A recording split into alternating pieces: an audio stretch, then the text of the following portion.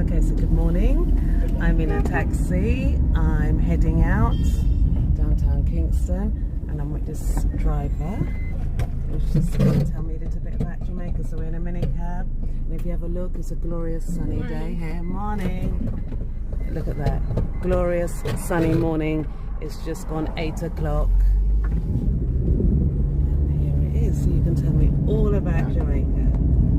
Well, firstly, I've been here from birth.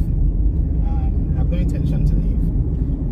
I've visited before different countries, and nothing is as beautiful as Jamaica. A lot of persons have a misconception, or they always use the terminology that, you know, there is so many crime within such a small country that it has to be the most violent country or one of the most violent countries in the world. That is nonsensical.